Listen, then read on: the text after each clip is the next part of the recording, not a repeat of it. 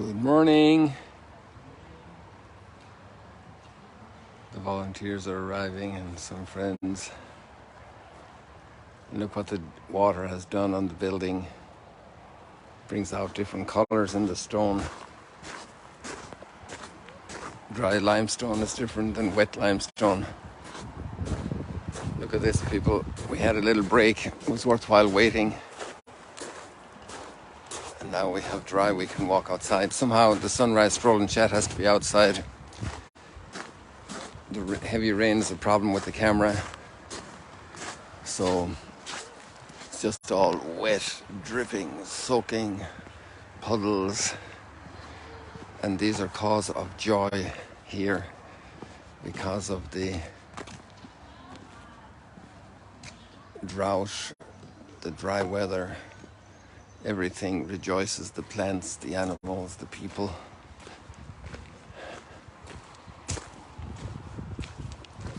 Probably even the drains, because they run dry all the year and then they're filled with water.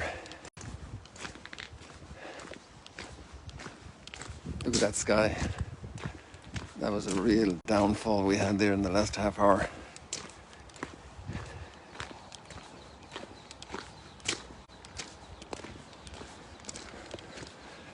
Today we have a challenging area for all of us, and it's very close, it comes very close to the skin, and that's family life. Yesterday I had the beautiful joy of hearing a young man saying that his wife just told him she's expecting their first child. It's actually going to be twins. Can you imagine? Family growing, family developing, family emerging.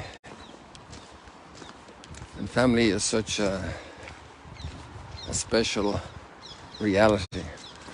Buenos dias, Berta, good morning. Look at these puddles.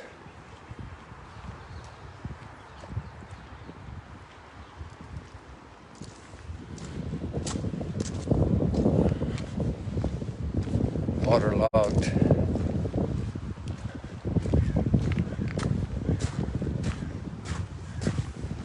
So we're happy about this deluge of rain.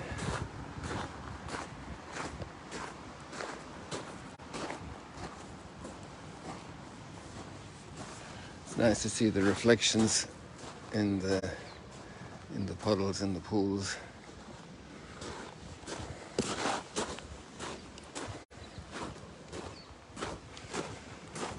And the waves are active down here.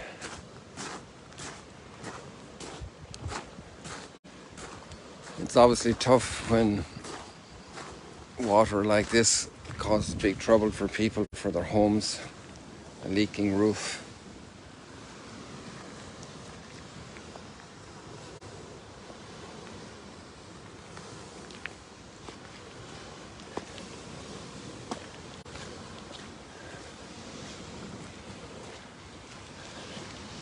So the family is a big theme in both readings today. And it's painful in both cases. But that's also part of life. We have a new Mississippi coming down here because of all the rain.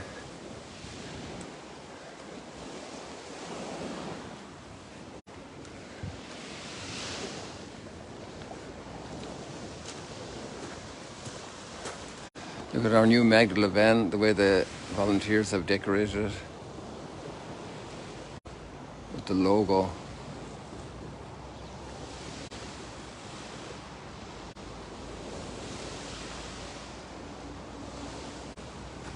That's nice. They're a little display right for us here.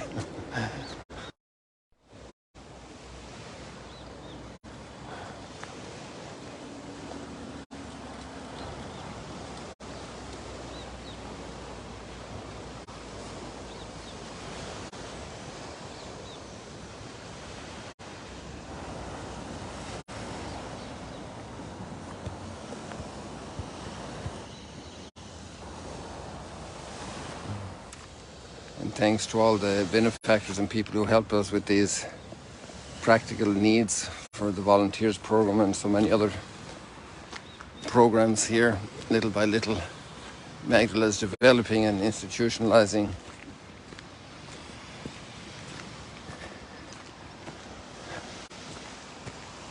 Love those clouds. So coming back to our painful moments in the family,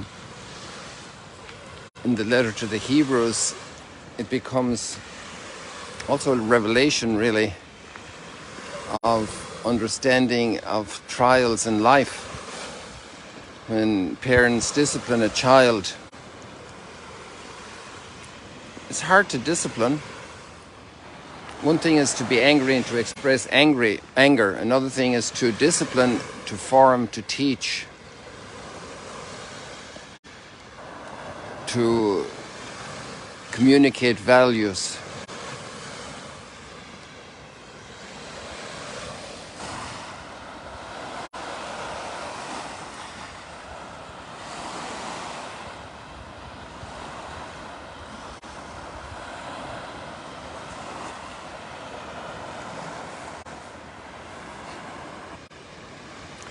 What parent doesn't discipline a child? An undisciplined child cannot succeed in life. Parents who neglect that duty, a duty of love, deprive a child. But from the child's perspective, the discipline is very hard. It's painful, it's frustrating, it feels like a negation of their person, but actually it's the building of their person. And so the letter to the Hebrews encourages those of us who feel a bit neglected by God or abandoned by God or allowed to suffer by God as his lack of love for us. And it's on the contrary. It's a revelation of his love for us.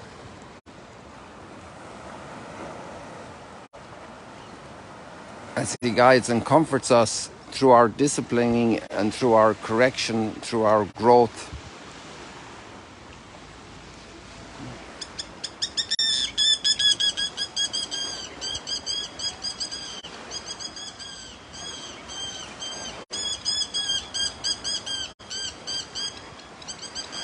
And then we have another family situation where there's rejection inside the family. It's so hard. Even if it's the big human family that might be a little further away from me, it's hard to see people's at war with each other, rejecting each other. And maybe one side doesn't want to reject at all. And maybe a rejection process is in motion and neither side really wants it to happen, but it happens. Through misunderstandings, through misinterpretation of words spoken, through situations that were not under the control of one side in the family, and the other side thinks it was intentional. So many hard experiences because of our lack of knowledge, because of our rushed judgments and evaluations, decisions. But then the bigger and deepest reason is the lack of understanding for the mystery of each person. Each person is such a mystery. And obviously in the case of Jesus, this was a mystery that was exceeding people's regular, natural capacity of understanding. And there's the grace of revelation, the grace of faith,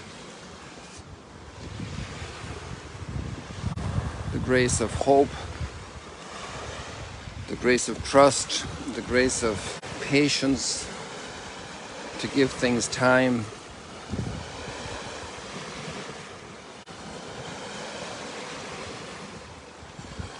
The challenge of family life and dealing then with strained relationships,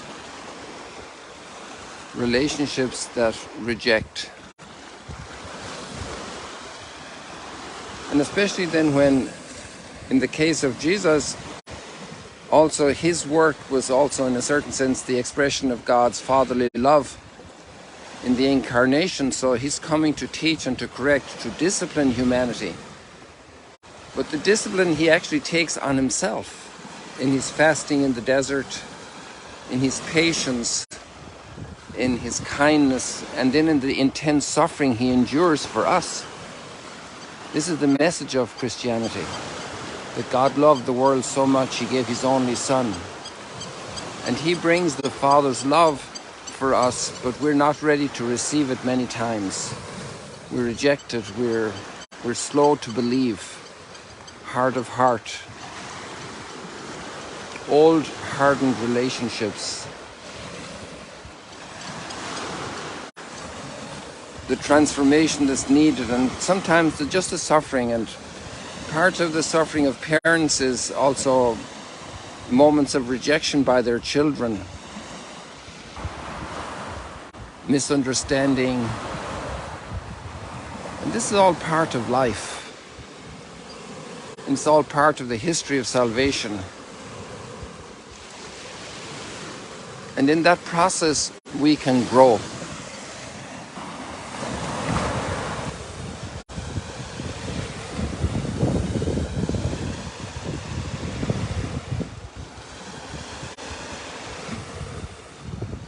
In that process we can grow, and that's part of life.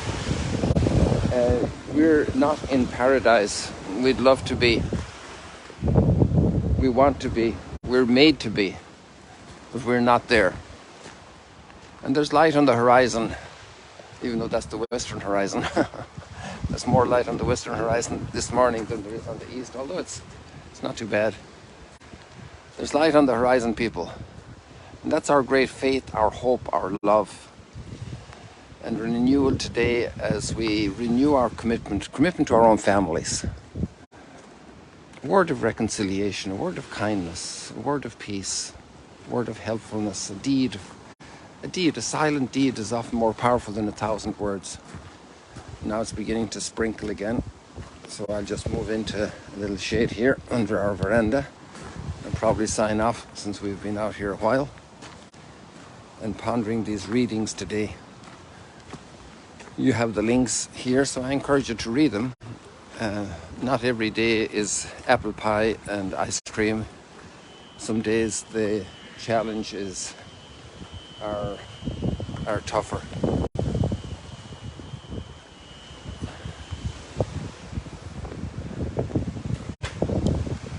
God bless you people. See you later, alligators. Enjoy the day, enjoy the weather you have, the life you have, and take advantage of the blessings you have. Whether it's sunshine or rain or snow or ice, inside the family, outside the family. See you later, alligators.